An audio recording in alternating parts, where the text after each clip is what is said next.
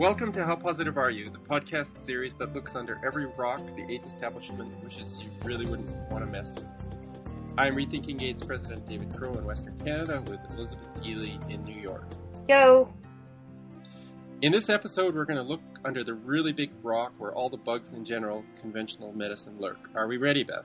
I'm really ready to go. Our guests today are Dawn Lester and David Parker, co-authors under the pseudonym Nor, N-O-R, of a little gem of a book, easy to read and about 70 pages long, titled Why Germs Don't Make You Ill and Drugs Can't Cure You.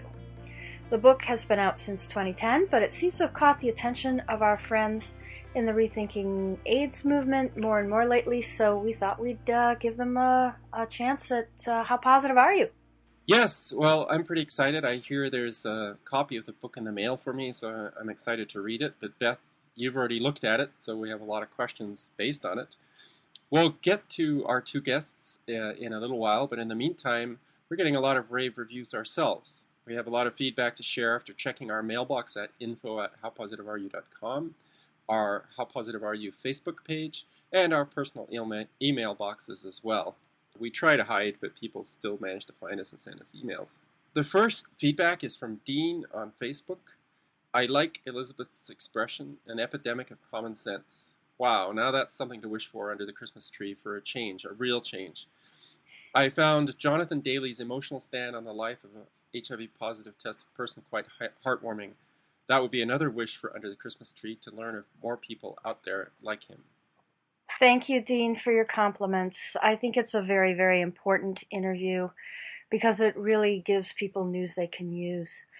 I think you have some feedback from Lisa. Lisa is Goss Blank, Charles Rich's wife. Goss, who was in podcast number 45, recently passed away, unfortunately.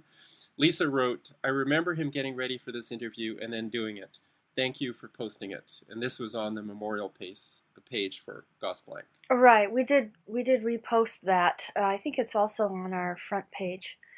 Someone named Catherine wrote in saying, thank you for posting this, David. Very enlightening indeed. And a person named Jeff corresponded with me, and he said, quote, just got done listening to the last 3 episodes. Trisha times 2, that's Trisha Morrison, widow of Tommy Morrison, and Jonathan Daly, sue him now with attorney Jonathan Daly, and they just keep getting better. The recipe works out pretty well, so thumbs up. Heard you're on vacation and hope you're having fun. Enjoy. I guess that was me on vacation. Yeah, okay. Well, it certainly wasn't me. Yeah, and that's true. he said that, the last 3 episodes made him think. And he said, also, you're making a big impact, I believe. Yesterday's show, commenting on the Joan Shenton podcast, for instance, was very informative. And you and Beth pointed out where to get more info off the net, as well as having another guest who I believe to be well informed and has a lot of background and experience in these matters of this crazy thing called HIV. You are both making ripples in water that people are noticing, which will eventually turn into a wave. You and Beth are making an impact, and we're listening. Jeff. Wow. Yeah, that's great. I think Jeff is one of our biggest fans. We appreciate your support, Jeff. It really helps keep us going. Owen wrote a touching little email. Please keep up the amazing work you do. It was your website and podcasts which helped me to get off those drugs and begin rethinking all of this. Awesome. Well, we also have a feedback from Dawn Lester, who is with us today. She commented on the Attorney Jonathan Daly podcast. She wrote, it made me wonder why the lawyers who understand the problem with HIV don't get together and pool their resources rather than trying one case at a time, which could take a very long time. I think it does require a multiple approach, though, which includes informing the public. Just relying on lawyers to prosecute cases one by one, or even joining together, is not enough. An informed public will, to continue your analogy, help to enlarge that snowball, which will become so big that it will not be able to be stopped once it starts rolling. I agree, Dawn. I think I covered that in the podcast. That it really does require a sea change in attitudes among the public as well as among attorneys. So we look forward to the day when um, class action lawsuits will be overwhelming. Well, here in Western Canada, we've got lots and lots of snow. So if I see Robert Gallo at the bottom of the hill, I'm gonna just make a really big snowball and hope that I can sweep him away with it. Now. Yes. No So threats of violence, but yes, you yes, do get out quite a bit in the snow, David. So you would know all about those snowballs. Well, let's get them rolling then. yes. Well, we got a couple more feedback. So it was a little chain of comments on our Facebook page, and our Facebook page is a really good place to go to get into a bit of a discussion on some of these episodes. Dean wrote about Joan Shenton. Looking forward to listening to this one tonight. Thank you for all your work, David and Beth. Aaron also followed up with "Me too!" exclamation mark, and then George. This would be among my highest recommendations to all to listen to this podcast. So now I think we can Excellent. go to our guests.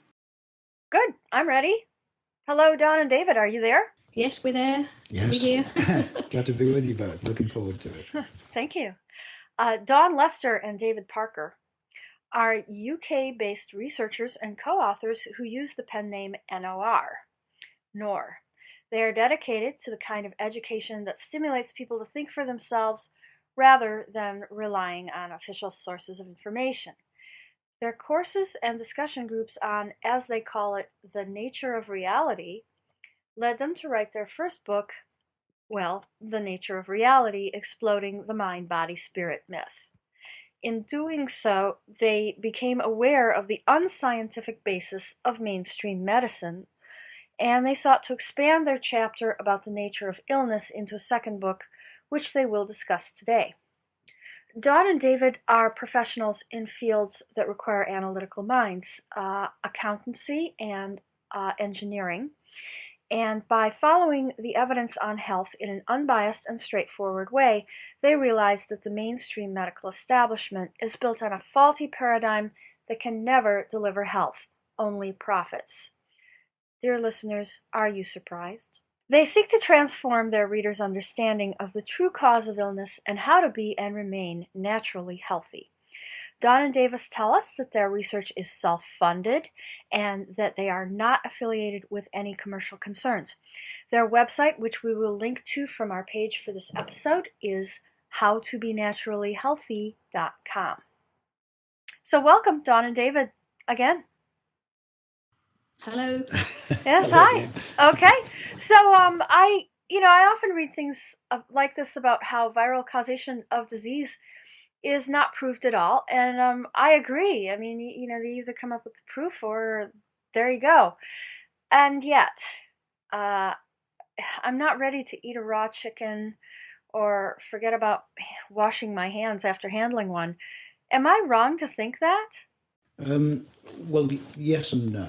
I mean, obviously, well, Dawn and I are both vegetarians anyway, so it's difficult to think about eating chicken raw or otherwise. But more to your point, one of the things that comes out in our book is, of course, the intake of toxins. And these can take many forms and be sort of ingested into the body in various ways. And one of the main ways, of course, is through our food. Now, probably many people are familiar with chickens as being one of those animals that gets injected with all sorts of growth hormones and various things. So one is we would recommend that you didn't eat a chicken anyway, or unless it was you were quite well aware of how it was brought up. But from a germ point of view, which is I guess what you're alluding to, it would be not so much any bacteria, it would be any toxins that were in the chicken, or any putrid flesh. Which of course can be a problem. Again, putrefied anything, is as it starts to break down, can become toxic. So it would be for those reasons that we would say don't eat a raw chicken. But the washing your hands to get rid of germs is not really it's not really the problem there. I'm getting rid of other things when I wash my hands, putrefaction being one of those things. Quite, that would be the main thing. Obviously, you wouldn't get rid of the toxins that are in the flesh of the chicken, but which of course is another problem. And the way that many toxins get into the human food chain, it's not only chickens, but it's the whole of meat products, of course, which I think most of your listeners will realise get injected with all sorts of things, not least of which is, well, as we've already said, growth hormones and things like that, and those of course stay in the meat and are ingested when you eat it, and those are real big problems. And that's that's without sort of moving on to all the other stuff, where you've got pesticides, insecticides, and I know a big problem in America is with sort of GM crops, where you've got yet another source of toxins which get into the human body and cause big problems. Yes, I guess I get your thesis here about the viruses not causing the disease, but even then, chickens aside, I'm not ready to swim in certain rivers and where I smell shit or anything which suggests to me microbes. It's just maybe it's just a superstition that dies hard with humans, but it's hard to stick to my stance that microbes aren't the problem, or that reducing them might not help in my body. If we're going to talk about something, in a river, if it's contaminated by animal, human, whatever feces, that kind of thing, it's not the actual bacteria you want to worry about. It's the fact that it's just not clean water, and that is.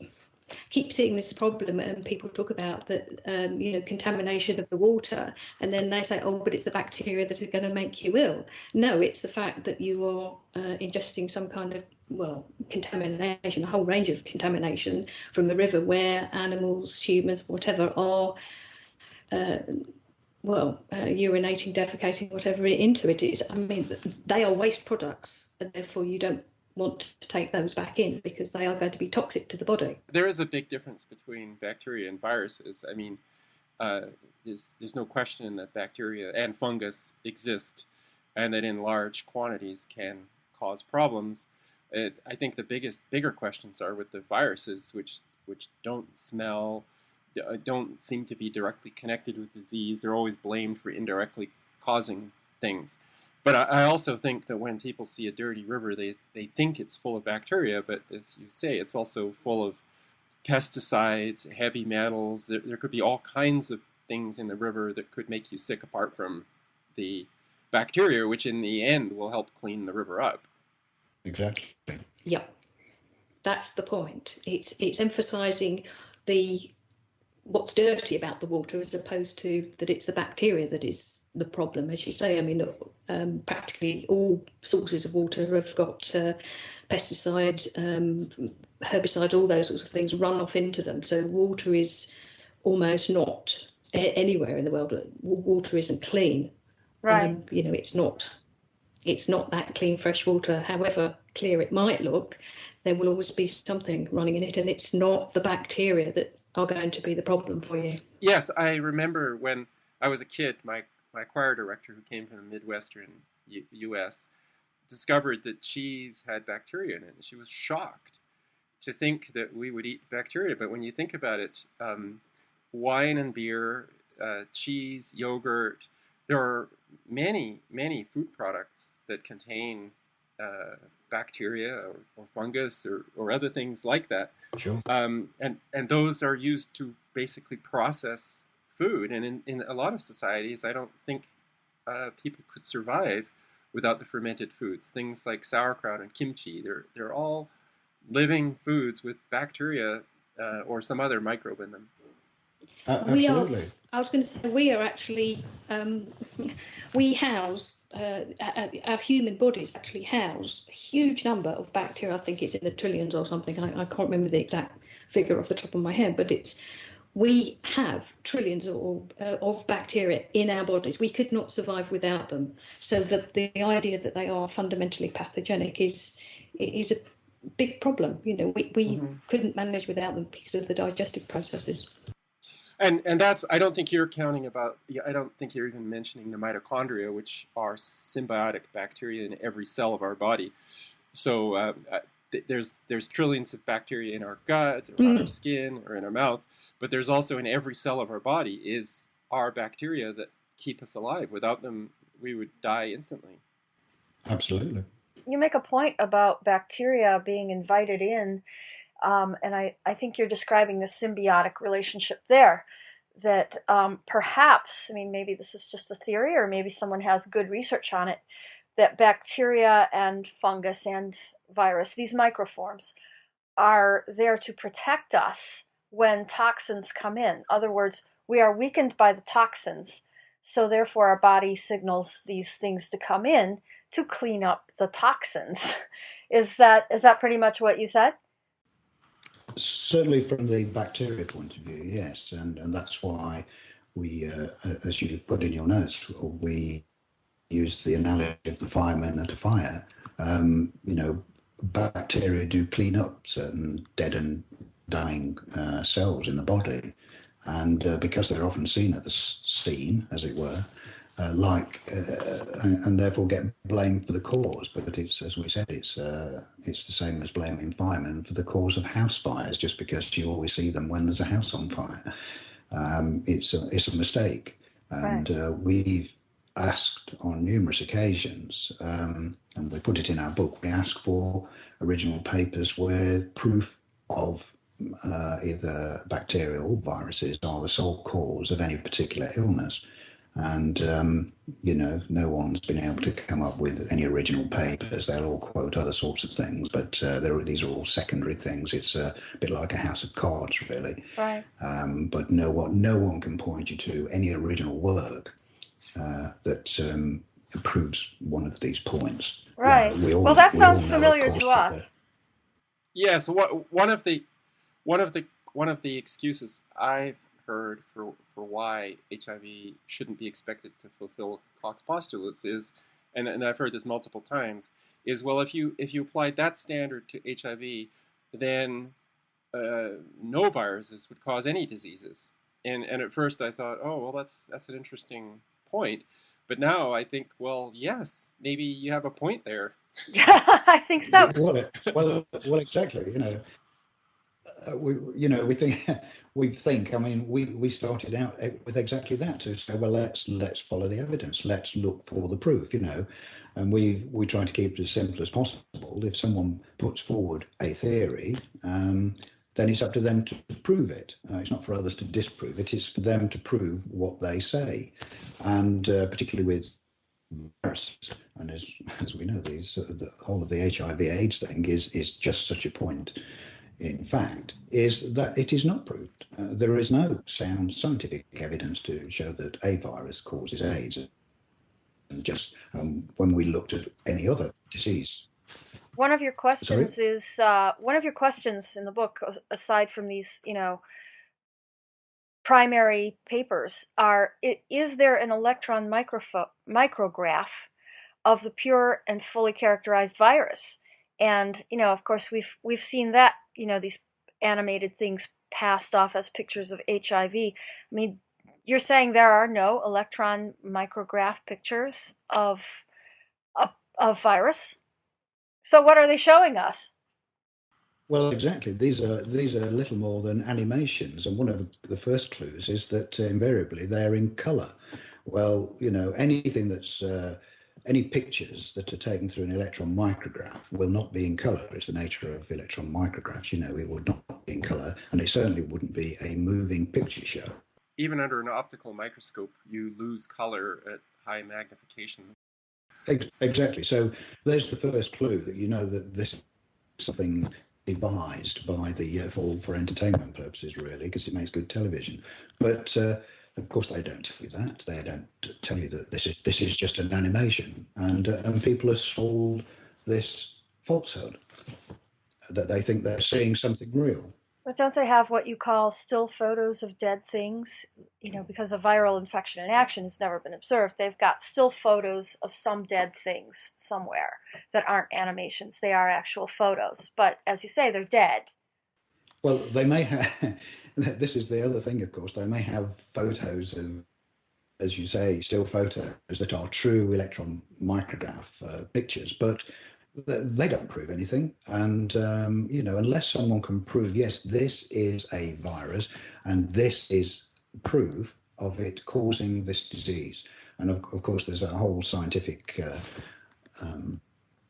reasoning to go behind this, but this all gets sort of brushed under the carpet and washed over, and no one comes up with it. And we've seen in various films, and I know Duisberg has sort of challenged people to do it as well, and sort of let's see the proof, let's see the proof of your claims, and it's just not there. It's just not there. Mm-hmm. Right, and you point out that viruses, as non-living things without all the components of cells, which is unlike bacteria, viruses are possibly or even proven to be natural components of the body's own cells. Yeah, they could be cell debris. There's certain criteria required for something to be declared alive, and viruses don't meet any of that criteria. If sort of the medical establishment was honest about it, they would say that they don't really understand what viruses are. This thing that they've given, they don't really understand it, and they don't know what they do. But it's very convenient, of course, to blame them for an ever-growing number of problems, which then the pharmaceutical company are only too pleased to get on board with, and come up with a new drug that they want to sell you to supposedly kill this new virus. And it's just all a nonsense. It's just one, in the same way for HIV and AIDS, it's just one nonsense built upon another. But of course, the consequences are tragic, right, in the extreme. Well, we know. The thing with viruses is that just because these particles, which are genetic material in a protein coat, so technically they are proteins of some description, but to call them viruses, you really need to go back to what the word virus comes from, which is the Latin for poison, which actually is a lot clearer or a lot nearer the meaning of what viruses really are.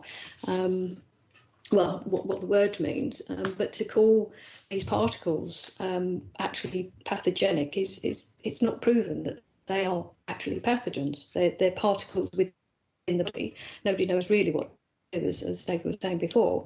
But the fact that they're some kind of protein material, what happens in petri dishes in laboratories doesn't necessarily match, it probably doesn't match what goes on in a human body. So that's really what we mean by, it's not, they've not been actually observed. It's because they're, it's playing around in laboratories in petri dishes with different chemicals and all kinds of substances that they add together, and then they say, oh, look, there's, this done that. These viruses have then had this kind of effect. But it doesn't mean that it's actually pathogenic in the body. It's not proven. Last year, I did some research. I've been studying Italian. I did some research into a plague in Milan. I don't know if it was the 1400s or 1500s. It's well known and it's documented in a famous Italian novel. But I read the original report that came out a few years later, or a translation from Latin to Italian. But what struck me was that although the fathers of Milan were criticized widely because they rounded up people who were supposedly spreading poisons, that the fathers of the city were actually believing in an infectious agent, that they believed that these spies had come into the city and they painted these infectious agents on walls, which had caused the epidemic. So there's no, whether you were with the more scientific side or whether you were with the religious side, they believed in an infectious agent that was invisible, that could be spread. The question was whether it was natural or whether it was something that was being spread by in the middle of a war. And it also became clear that this belief dated back at least to the times of the Roman empires, that there were invisible agents that you couldn't see but that could spread disease. And basically, scientists adopted this viewpoint in the 20th century, or the late of the 19th century, I guess. But it's really this ancient belief in something invisible that can make you sick. They've just said, oh, now we have a scientific theory. And when viruses were first claimed, it was well before the advent of the electron microscope. So all the evidence for viruses in the late 1800s and early 1900s was negative. The absence of a bacteria with the presence of disease meant that there was a virus present. It was not actual evidence of something real. Yeah, that's very, very interesting.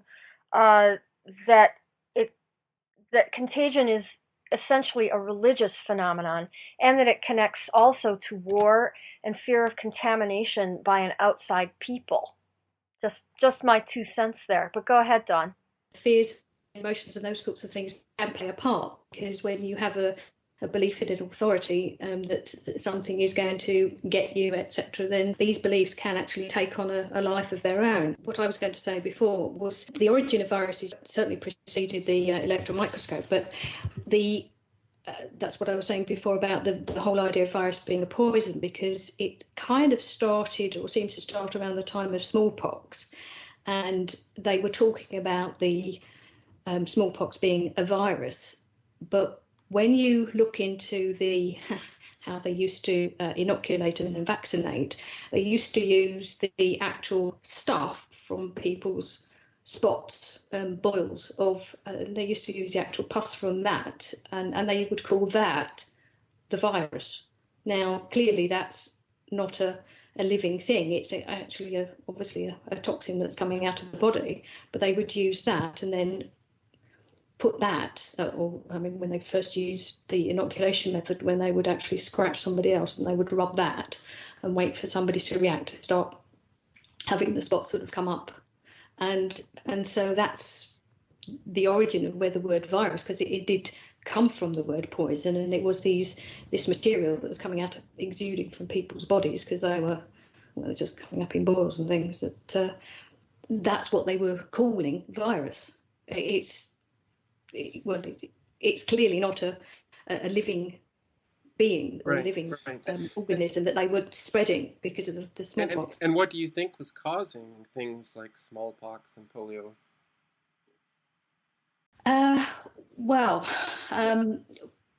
Things like smallpox, you have to look at the history of how people lived at the time. And a lot of them were living in pretty squalid conditions. They wouldn't eat very well, and their whole sanitary situation was pretty nasty. They didn't have clean water. They had no sanitary, no sanitation, and their food was pretty poor. I mean, this counts not just in England. This was through Europe. You can sort of read in various places where they were just living in pretty squalid conditions.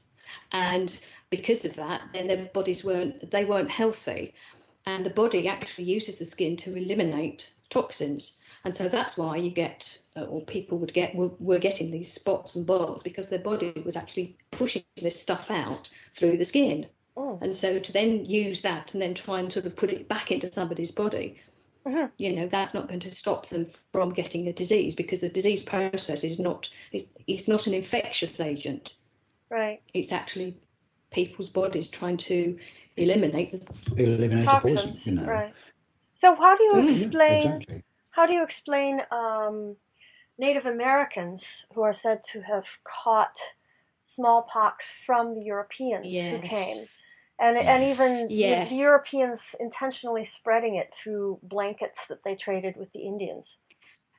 Yes, these are stories that are just spread. I mean, when you look at the history of what happened when people landed and what they actually did to the native peoples, they pushed them off their land. Now, remembering that the Native Americans worked very closely with the land, they had a very strong relationship with the land. So being kicked off that would have been a huge emotional problem.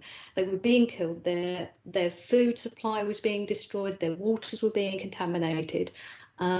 So it looked like it was spreading, but I mean, these people were just having their clean way of life just being destroyed, and that would have set up a toxic situation within their body. And of course, it's not to be forgotten that one of the elements of war, and it was certainly used when America was invaded by Europe from 1492 onwards, one of the ways of war is to poison your enemy.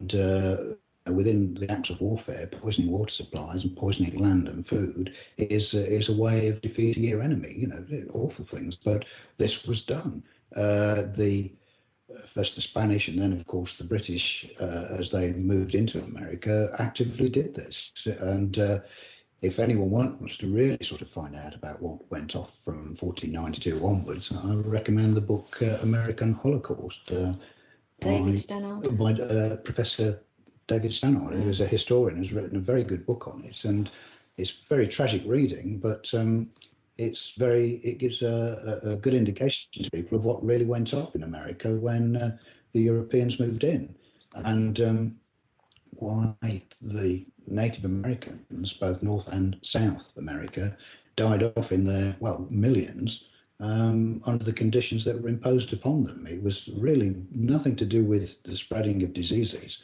It was all the things that occur when people are no longer able to eat properly. So there's the lack of nutrition, lack of clean water, and outright massacre. And those were the real killers. Yeah, even today amongst the natives in Canada and in the United States, diet is a huge issue because the natives were pushed onto reserves. Their economies, were not considered to be economies. Their economies were destroyed. People went in and they built mines, and now, of course, there's oil extraction. And so the natives ended up eating what Western food they could afford, which is basically highly processed carbohydrates. So we now have a huge rate of diabetes amongst natives in North America, which is now being blamed on their genetics, which is I find kind of ironic. I mean, there have been a few experiments where people worked on the diet of natives and incorporated a high-protein diet, which is much closer to what they used to have. And all of a sudden, their diabetes and other health problems start to go away. But it's their genetics. In all of these things that we've just been talking about, the basis of it is the three elements that we highlight in our book, for health, and the reverse of it, which is ill health. To be healthy, you have to have correct nutrition, you have to have low emotional stress, and no intake of toxins. And those are the three prerequisites for health. And the reverse of those, if you don't have those three things, will bring ill health. And what we found in our research is that what gets labelled different diseases are really just a range of symptoms which are brought about and boiled down to those three things, the lack of attention to those three things. And it doesn't matter whether you're talking about cancer, the cold, or any other sort of so-called illness that you'd like to mention, and this includes obviously HIV and AIDS. Those three elements will play their part and will be the root cause of these illnesses. Yeah. And of course, the whole problem gets exacerbated when the medical establishment get involved and start plying the patient with their pharmaceutical products, which just add another toxin intake to the human body, which, and as we quite clearly say, there are no drugs that cure anything. They will certainly exacerbate a problem. They will not cure anything. Okay. Yeah. And another point, just briefly, I wanted to make on what David was saying about changing the diet of the native people from away from sort of really cheap processed foods and onto something that's got more protein.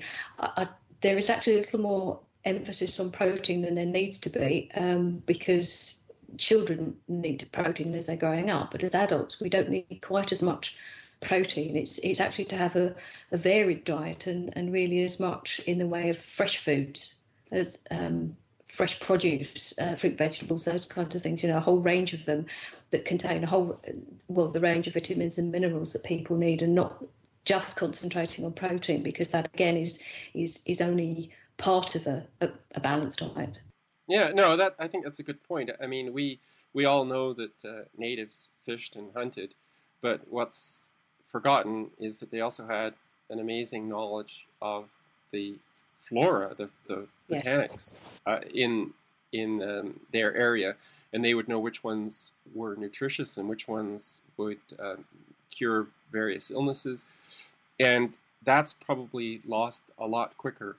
I mean, hunting is still a common pastime in North America, so everybody knows how to go out and shoot a moose, but telling the difference between all the plants in the forest is something that's a lot more difficult, and I think that knowledge was lost a lot faster. Yes, because they were pushed off their land, and they had their land. They were pushed into the really barren type of land, because obviously their land was lush and fertile, and they had, as you say, the whole range of plants that they could eat, use, work with, and use for healing purposes. But when they were put onto this very much more barren land, that was lost. So yes, I mean, it's tragic that it's been lost, because of the huge amount of information that we just don't have access to. This is a common story around the world wherever countries have been invaded in early times. In Australia with the Australian Aborigines is another point, and exactly the same things happen there, where the invader moves in, people get pushed off the land. The invader meets a culture they don't understand, and this is certainly true of Australia and North and South America. But if you look at some of the early records, the early written records of what all of those countries were like, Australia, North America and South America, when the invaders got there, when you look at the true records, you see that there was high civilization of a sort that was not understood. And the people were healthy, clean. There was a good civilization there. They were welcoming. They were warlike. But of course, that all changed and is very quickly forgotten. And the records, as we know, the records are written by the victors, and of course, the truth is lost. Right. As I think Winston Churchill once said, one of the first casualties of war is truth. Mm-hmm. And of course, the records are written by the European victors, and they are not truthful about what truly went off in any of those countries, and what terrible atrocities they committed in enslaving and massacring the people of those countries, as I say, in all three of the ones that I've just mentioned. So the pattern is the same. So the germ theory serves that agenda, and also, I had read also that a lost history of the United States, that we see these Indian villages in Western films, so as if everybody lived in teepees and villages out on the prairie, but there were cities as large as 500,000 people that existed, and lest we deify the native North Americans too much, we might realize that a similar thing happened in Europe, and perhaps led to some of these plagues that were happening. And it's called urbanization. When you sweep people off their land and they go to cities and they have a more denatured, more processed food supply, they probably did in Europe know every tree and every plant and their medicinal qualities as well. But that tradition was lost in a lot of ways when people moved to cities, and that resulted in major upheavals in health, not only because of the lack of knowledge, but because of the filthy conditions there. So I find that interesting, that it's happened all over the world in various ways. Yeah. In the Plague of Milan, it was interesting because it was in the middle of a war, and so presumably the transfer of fresh fruits and vegetables to the cities was disrupted. Sure. The price of fresh food would have gone up, and the Italians poor Italians were living a lot on things made out of cornmeal, like polenta is made out of maize. Yeah. And the disease called pellagra is actually an Italian word which means sour skin, pellagra. Mm. I think that probably what happened to the poor in Milan is that they were put onto a diet from their lack of resources, were put onto a diet that was basically entirely polenta, came down with serious vitamin deficiencies. I forget if it's B, or I think it's B that's deficient in corn, and started to come down with this disease, which was then called an infectious disease. They were all put into an old monastery to avoid contaminating the rest of the city. Fed by the city, which was probably corn-based porridge was all they got, and this situation just got worse, and nobody could see that it was the environmental situation. They all blamed this invisible virus for what was happening. Emotions and stresses run high in a situation of war. And when you think about it, an invasion is a contamination by another people. So your primary fear in that situation is contamination. So you're likely to interpret everything around you, every problem around you, as a possible contamination. I can certainly see why they would interpret it that way. Well, it's yes, but it's not just an interpretation. It is a very real lack of adequate nutrition, which the body soon deteriorates. I mean, another prime example of that was, of course, with the disease called scurvy, which, of course, sailors in olden times suffered from until it was discovered that it was the lack of vitamin C that was the problem. But I mean, as scurvy sort of progresses, the body literally sort of melts from the inside until someone dies. With eruptions on the body, the organs stop to function and become liquefied. I mean, it's the most horrendous thing, and all caused by the lack of vitamin C. And once they discovered this, and of course, as the story goes, British sailors coming across then had the tubs of limes to supply them. They were called limeys. They became called, exactly. Limeys. But there was also a lot of pushback against that. There were still people, both with scurvy and pellagra, there were people into the 20th century who were pushing back, saying that no, these are infectious diseases. Oh yes, yeah.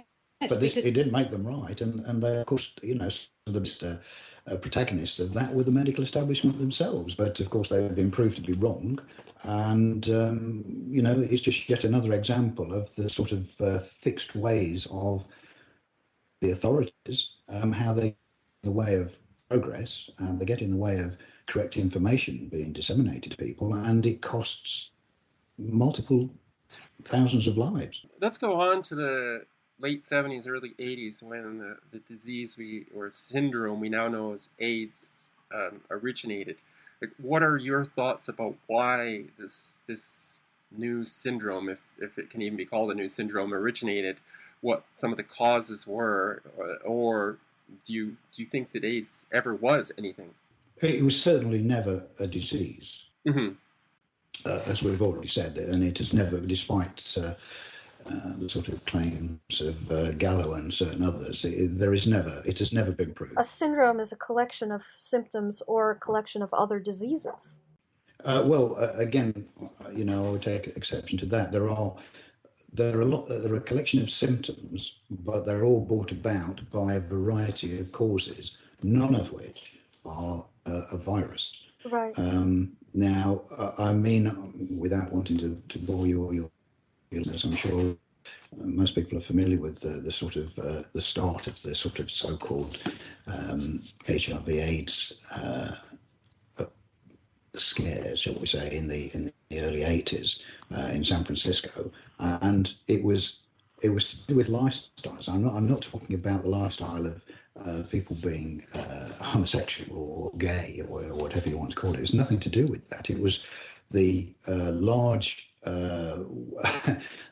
use of drugs that was happening, the very sort of poor lifestyle, poor attention to personal health, the high use of antibiotics, and all of these things came together to make people ill. And that's really where, and this is well documented. I mean, I'm sure you're very familiar with it.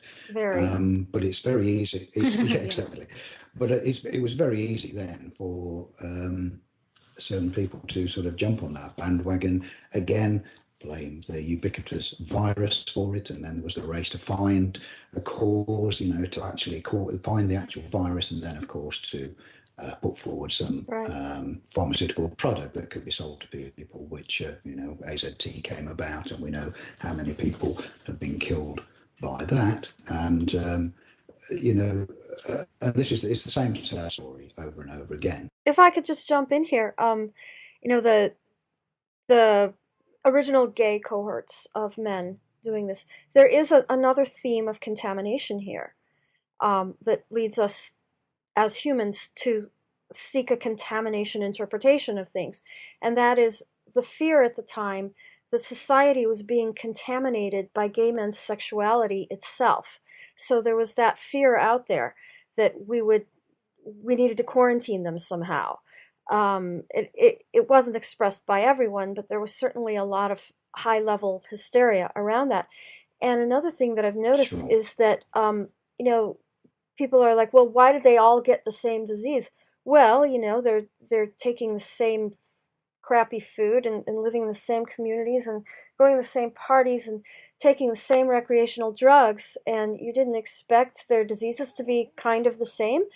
But one big thing that has stood out for me, it's a sensitive topic among gay men, but it's patterns that I'm noticing emotionally among them, which is everyone has a reason for their emotional patterns, good or bad, and I don't really blame people for this, but I think that your third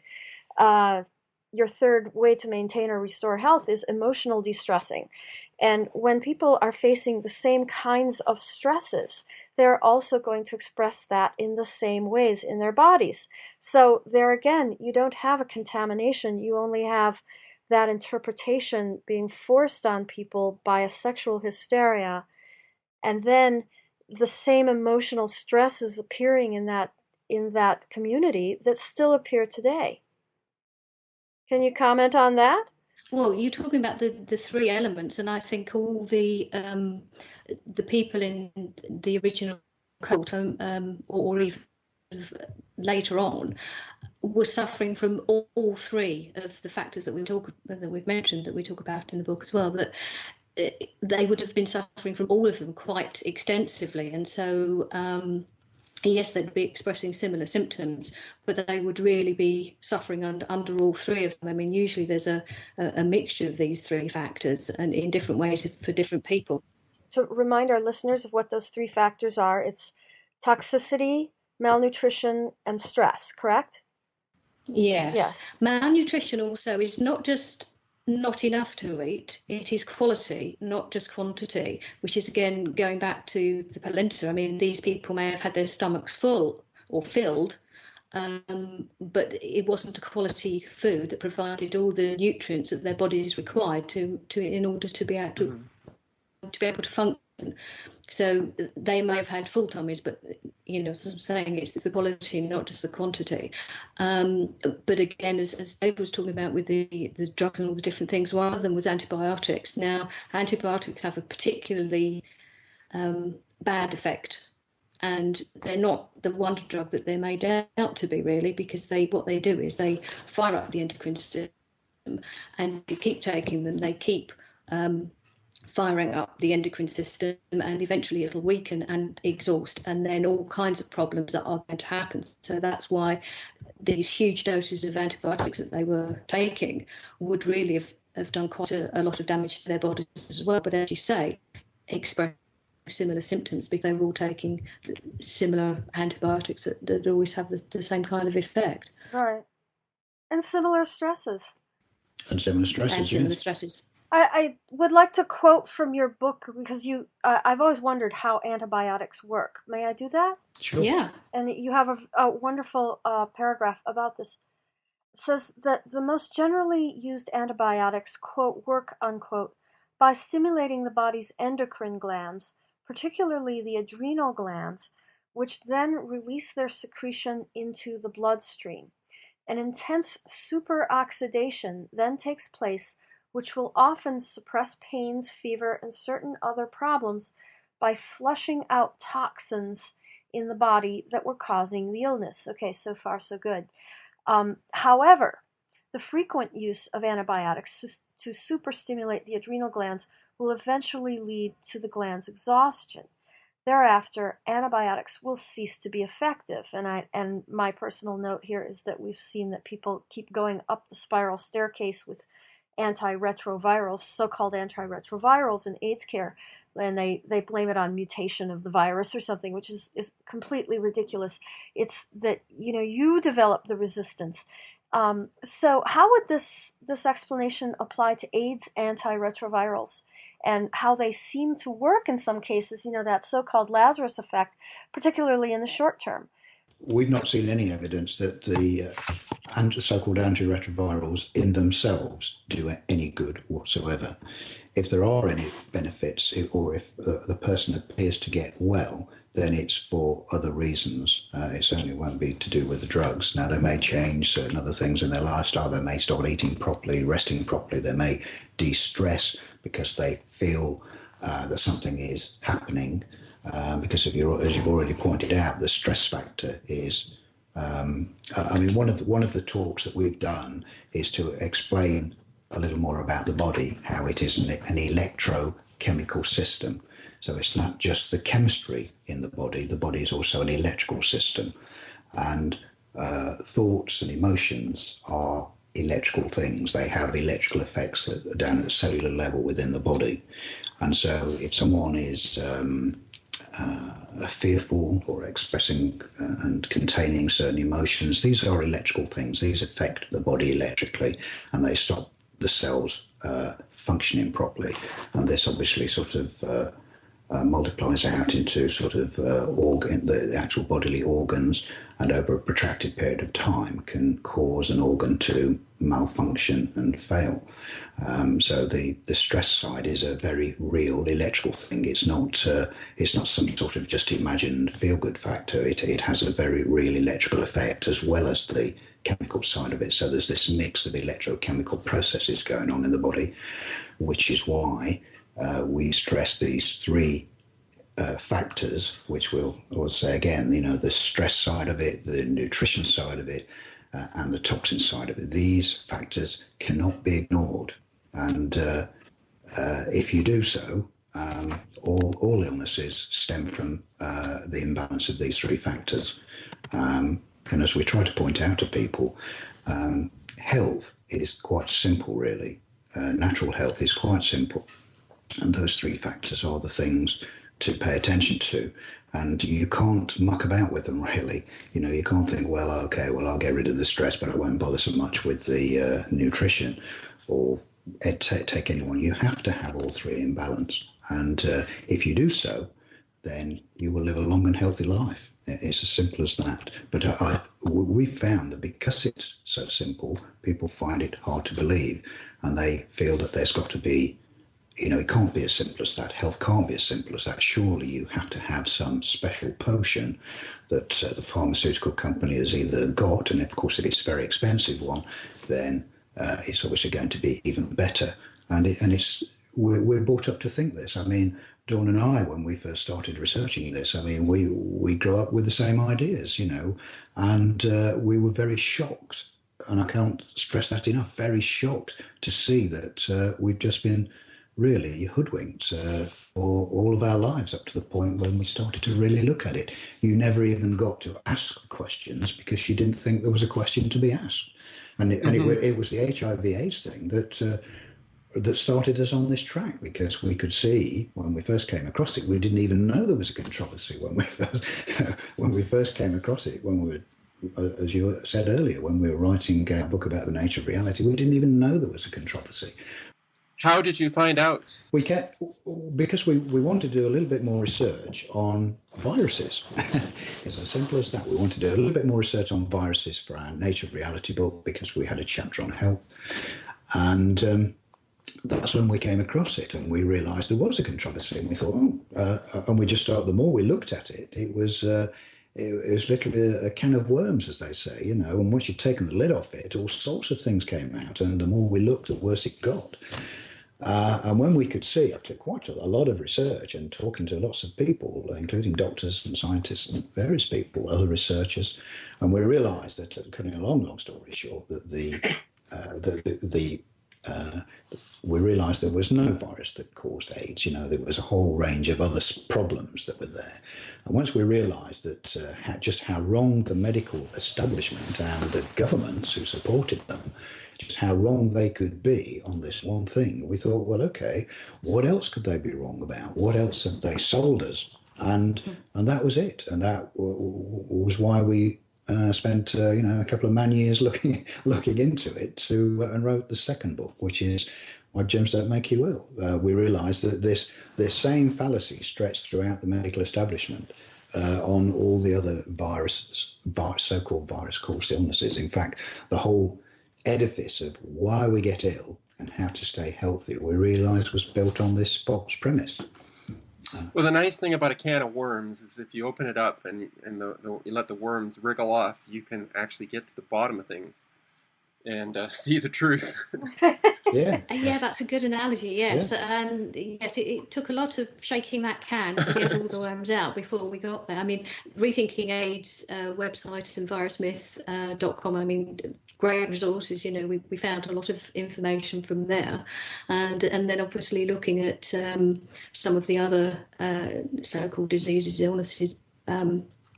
Polio, smallpox, whatever, and looking into the history of when they started the vaccination, and then finding that Jenner wasn't the wonderful hero that he's made out to be. Pasteur wasn't the hero he's made out to be. And, when you start digging, and if you're prepared to keep digging and not to stop at the first level of the rabbit hole that you get to, if you just keep digging, you do actually find that there's a wealth of information out there, but you need to know how. You've got to follow the evidence, Yes. and you've got to use the true scientific method, and be prepared to discard what you found if it's not supported. And so few so-called, and I will say that, so-called scientists, I mean, science has been prostituted now because, people are following the paycheck. And they very soon find that if they don't follow, because most of these things, we all know, most of this so-called research is funded by the pharmaceutical companies. They only want the answers that they want. And if they don't get them, then you suddenly find that your grant dries up, or you're out of a job, basically. And so I'm afraid science, certainly in the medical field, has been prostituted, and we can no longer believe what is put out. We have to research it for ourselves. And which is exactly what we did. Plenty of doctors who were trained in the orthodox way and practiced for a number of years, but they were still open-minded enough at the time. This was through sort of 19th century into the 20th century, where they were still able to practice a little more differently from the way they are now. They practiced in the allopathic way, realised that it just didn't work, and then started to look into things for themselves. And many of them, strangely, actually had their own ill health problems, so they had to work for themselves, so they knew that it worked. And what they realised was that when they discarded the drugs, when they started looking at what they were eating and started changing their diets for healthier natural foods, they became well. And so they passed that information on to their patients, and as long as the patients kept to the instructions that these doctors were giving them, they would also regain their health.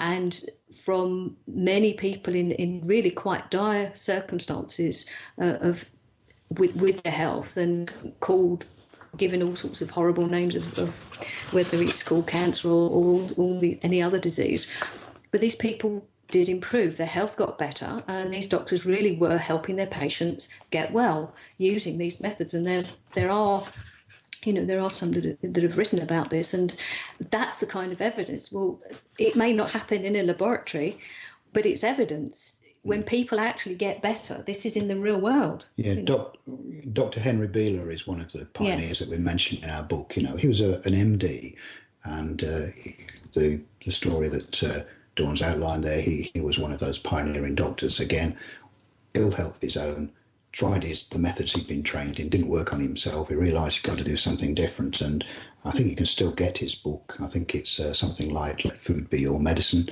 recommend that people have a read at that. But, obviously he's not around anymore, but, one of those pioneering doctors, and there are many of them, because of the stranglehold that the medical establishment now has on its doctors around the world, there are not many doctors that will speak publicly because they're in fear of their jobs. And we have a prime example of this with Dr. Wakefield, who dared to say something about the possible problems with the MMR vaccine, and he was crucified by the media and the medical establishment. But he will be exonerated sooner or later because his work was very solid. There are problems to be highlighted there, but and that's just one example. And of course, people like him are made an example of, so that any other doctors who might like to have said something are going to keep their mouths shut, and it's as simple as that. Yeah, it's the word decimation came from the Roman army, where when there was a mutiny, they would line all the soldiers up, and they'd take 1 out of every 10, and they'd execute them. Yeah. And Yeah. the other 9, presumably, had a different attitude towards mutiny in the future. Absolutely. But Absolutely. that's basically what happens. But I think nowadays people have realized that you just need to take 1 out of 1,000, 1 out of 10,000, whether it's medicine or some other area like we see with the NSA surveillance.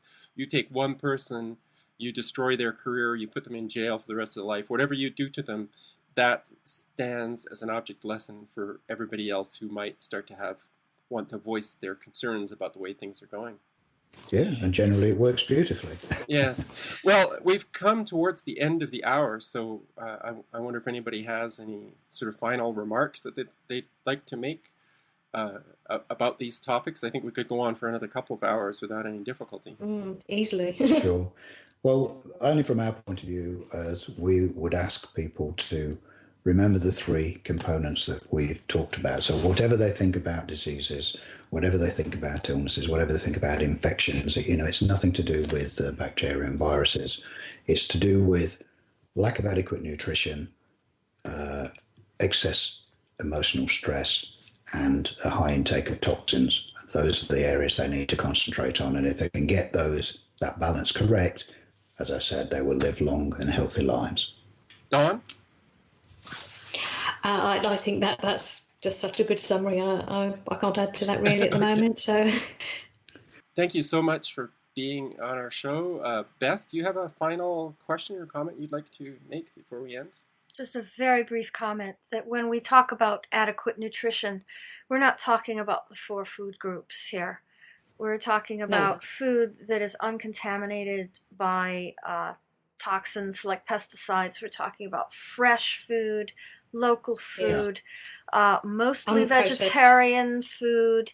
Yeah. Yes. So, what passes for nutrition has been co-opted by these specialty PR firms that you mentioned that, this is so healthy. It's low in fat and low in sodium. And it's just ridiculous information when all you need are the vegetables that you can pull from the ground. Who cares about whether they're low in fat and low in cholesterol, So even saying that has been co-opted by the mainstream, by this chemical pharmaceutical complex.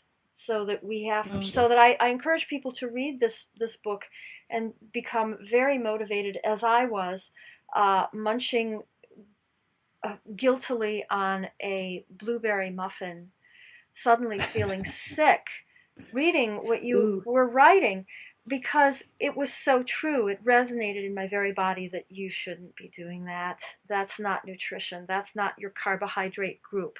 That is just junk. So people really, really, really need to understand what food is. And that's my 2 cents. Yeah, absolutely. Well, thank you very much. I'm looking forward to reading your book in the next few days. And I hope that our listeners are motivated to get the book and deal with any issues in their life around nutrition, stress, and toxins. Thanks for participating, and thanks to our audience for listening. And goodbye from us at How Positive Are You? Okay, goodbye.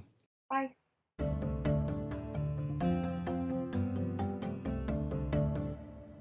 Thank you for listening to How Positive Are You? We appreciate your support. If you want to contact us or participate in discussions, you can email us at info@howpositiveareyou.com, add a comment or download episodes from the howpositiveareyou.com website, follow us at HPAY on Twitter, or become a member of the How Positive Are You Facebook group. If you would like to advertise services that are compatible with our mission on our podcast, or become a sponsor, we would be pleased to hear from you. Don't forget to tell your friends about our podcast and help make sure these important interviews get a wider audience. And stay tuned for the next episode of How Positive Are You?